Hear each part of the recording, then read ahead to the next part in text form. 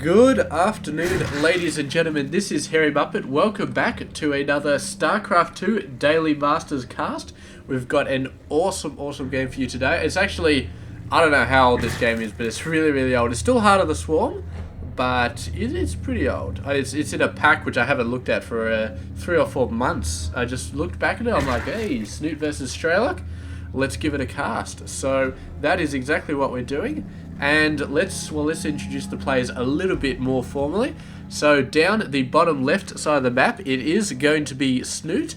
He is from Norway. He plays for Team Liquid and is currently number 61 on the WCS with 825 points. So he's quite awesome. We've cast a bit of him, quite a bit. We've actually seen him in a couple of tournaments a while ago, but not really recently. We haven't seen too much of him, so it's a bit disappointing.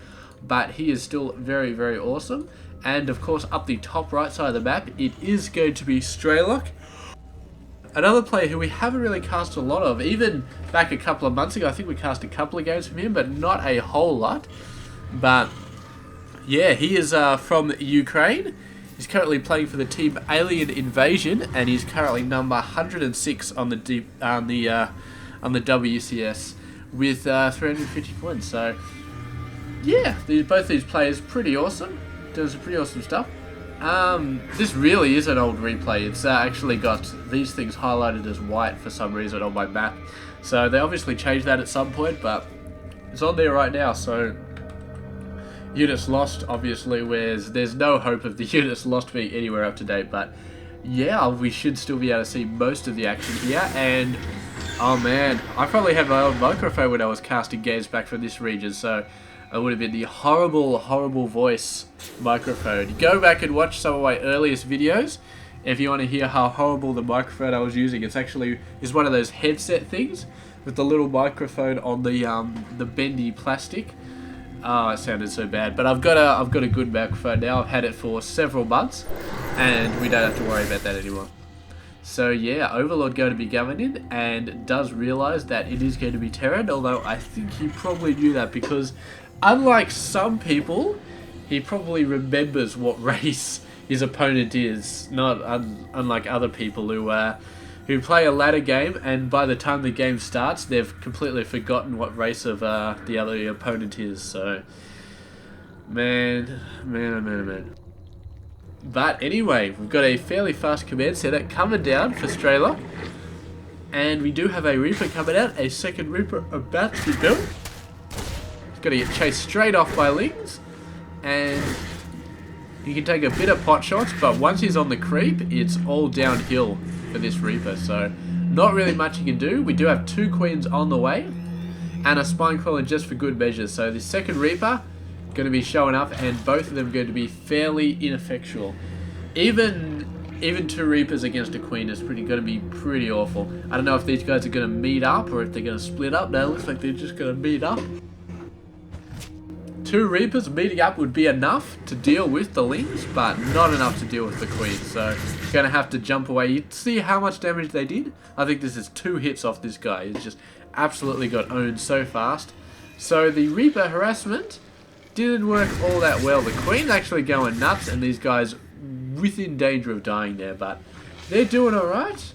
They've at least got a little bit of scouting going on, so yeah, Snute not really doing anything too crazy at the moment, so just playing pretty standard. Got a bunch of Lings, got Ling speed, getting a ton of workers out at the moment. He's 9 workers ahead, which is exactly where he wants to be. Strelok, of course, building 2 workers at a time.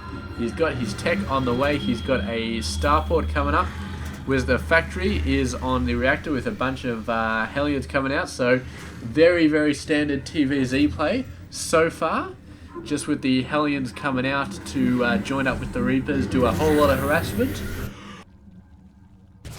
And to be honest, we're not really expecting to see anything crazy happen for the next few minutes. I mean, Snute, maybe he's going to build a Roach Warren and start building a ton of Roaches. Maybe he's going to sit back, drone up, and maybe go for Mutiling.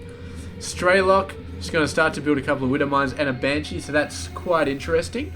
But almost certainly, if he plays standard TvZ, then we're going to be seeing about 2 or 3 more barracks coming up in the next few minutes. And then he'll start heavily switching into Triple M.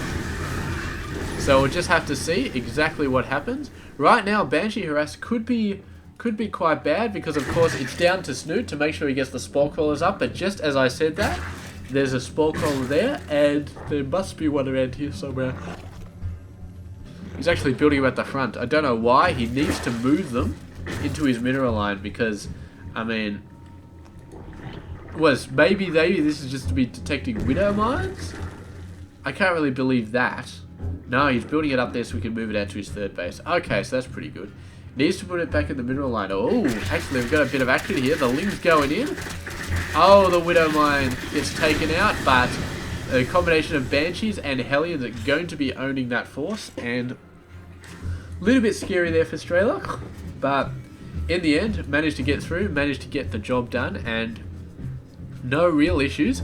We actually got 2 more factories covered down and an armory, so it looks like he is going mech against this Zerg player, and that is going to be a very, very interesting choice because I don't know, man. I mean, mech does okay against Mutaling. I think, I mean, the Hellbats do pretty good against Lings, and then you just get out a couple of Thors and they take their Mutas quite easily. And you've got tanks as well. Tanks do a great job against the Lings and the Banelings and all that sort of stuff. Roach Hydra, I'm not so sure about. It all depends on the numbers. If you've got like 5 or 6 tanks, then, you know, holding off Roach Hydra numbers tends to be a lot easier. But you do need to have a solid counter for that massive amount of Hydras, and yeah, tanks is really the only thing that can counter them. Hellbats, they do alright, but they just fade away eventually. But it does look like we are going to be going for Mutaling right here. And yeah, so Mutaling versus this major mech play. I do not know, man. I really, really do not know. I think the Mutas are going to definitely cause a lot of chaos. And I mean, Widow Mines just by themselves, they can smack the Mutas around a bit, but they cannot wipe them out. So Strelok is going to have something else to deal with the Mutas. Vikings are not going to do it. Just no way in hell they could do it. So he's going to have to get a couple of Thors out here. And yeah, I mean, look at the amount of gas here that Snute has got. So I think he's going to get a lot of Mutas before Strelok gets enough Thors to really deal with them. So this could be a little bit dicey. We do not see any missile turrets up here as of yet. But Strelok is completely aware of what's going on. Apparently, he's instantly building 2 Thors. So he's got some idea that there are Mutas coming out. I don't know if he knows for sure. Where is the Spire? It's over here. He has not scouted it yet, but the fact that he hasn't seen a single Roach in this game probably gives him a pretty good indication that there are going to be Mutas coming out. So instantly 2 Thors coming out. And we'll see. I mean, Thors are good for defending the army, but they're not good at defending the bases. So he'll definitely need some missile turrets as well. And the NG bay is coming down, so I assume he needs the NG bay to actually build those missile turrets, which is probably why he doesn't have any yet. Here comes the first set of Mutas, relatively undefended, but the first Thor coming out, and you can see these guys take a lot of damage very, very quickly from Thor fire.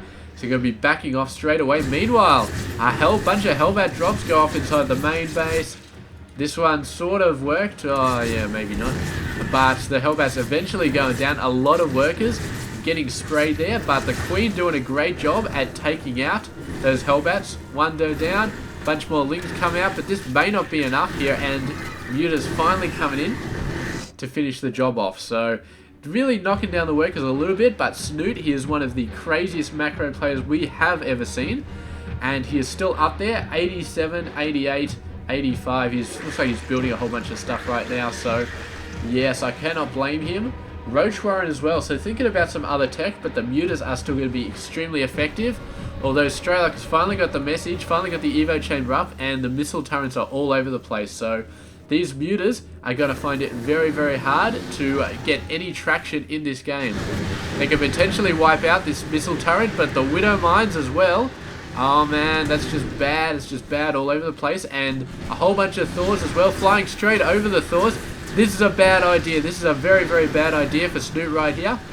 I mean, he's going to take out the Thor, but look how much damage his Mutas are taking. He's actually doing a really good job. I guess because his mutas weren't actually clumped up. He made sure he didn't clump up that hard, so the Thors couldn't do as much damage to them as he wanted to, and there were not really any Widow Mines that could do anything there, but still, Snute lost like 5 or 6 mutas easy there. Very, very easy, so... He killed 2 Thors, but he lost about 5 or 6 mutas, so I'd say that's an even trade at best. At worst, I would say that Snute definitely got owned there.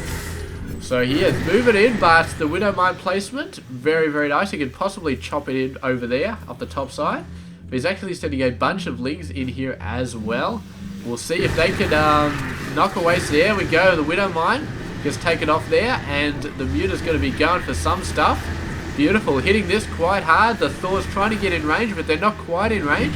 Missile turret up there. The Thors are going to be way out of range at the moment, but 2 Widow Mines doing a really, really great job. There is an Overseer, so the Widow Mines go down and the workers get out of there before they can really be taken out.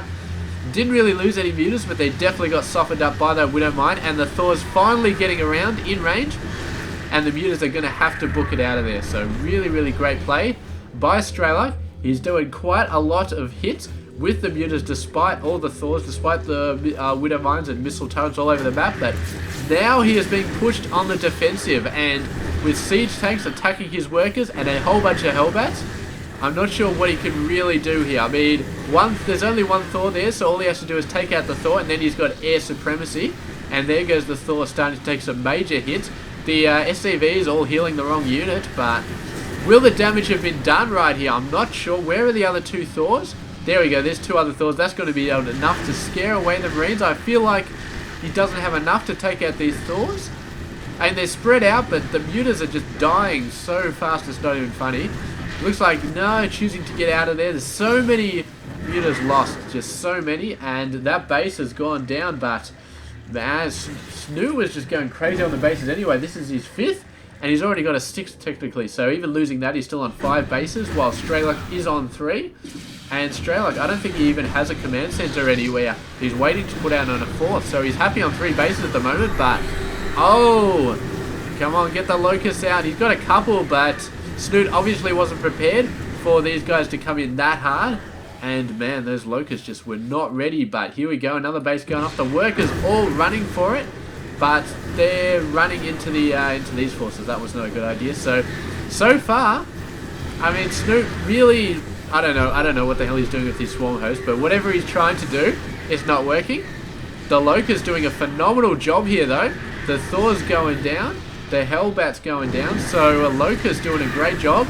And Strelok, I mean, the only thing he can do versus all those Locusts is get a critical number of siege tanks and just shell the crap out of them. But so far, he's just making sure that Snute does not have the economy that he wants. So he took out 2 bases there. Doesn't know about this base. So Snute is still on 4 bases with a 5th one being built up there. And there's another command center, so that'll be Strelok's 4th when he pushes out. So as far as he knows, he's on equal bases, but he's not counting this one. So yeah, Snute, even with the presence of mules on the base, he's still got quite a bit ahead. Look at that gas income, that's completely nuts. So here we go. We're going to be seeing a couple of scans down here. The Locust coming out. The tanks are going to be taking quite a bit of damage here. Considering the Locusts don't cost anything, man, this is a bad idea for Strelok to move back in, and the Locust play is really starting to do a good job. Look at the Thors going down. This Thor is not going to survive. Can he get the other Thor as well? I'm not sure, but he's going for the tank. The tank goes down, and these units just die so fast to Locust, just absolutely so fast. It basically just wiped out half of Strelok's army with just 1 wave of Locusts. It's completely mental.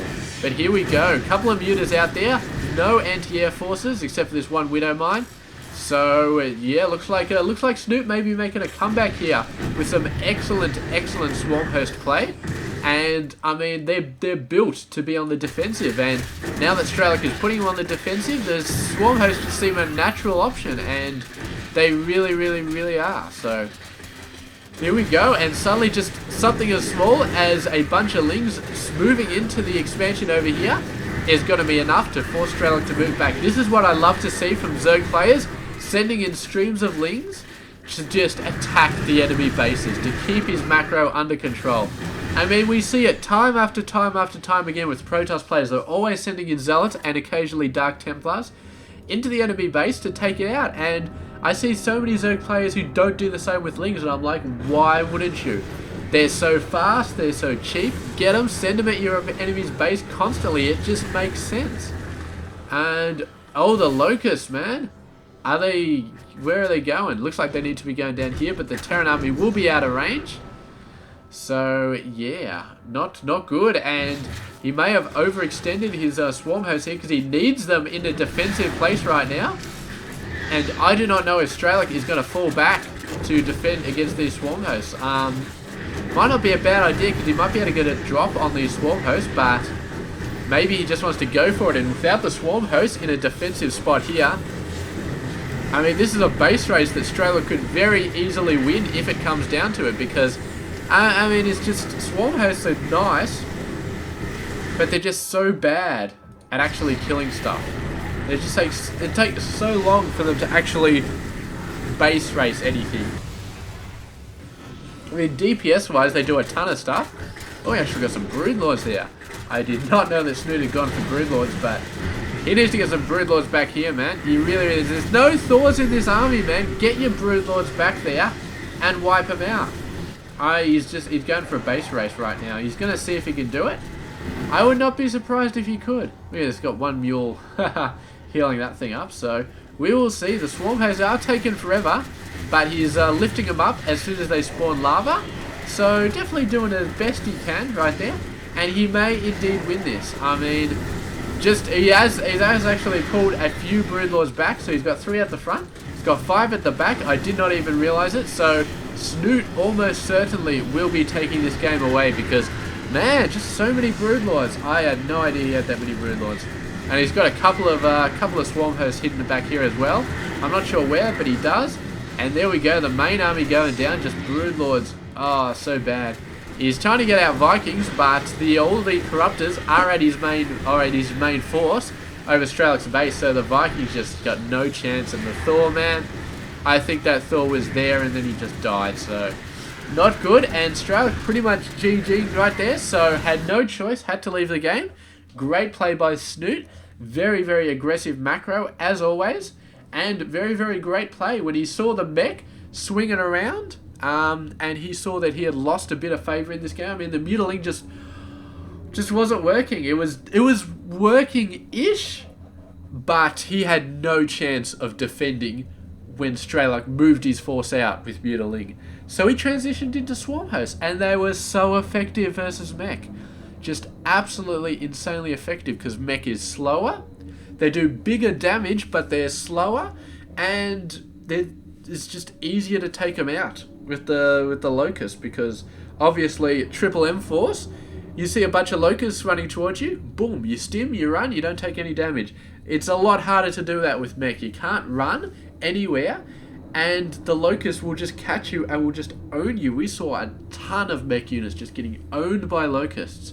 So yeah, that's it. That's it. I mean, swarm hosts, good in most plays, but they seem to be especially effective against Terran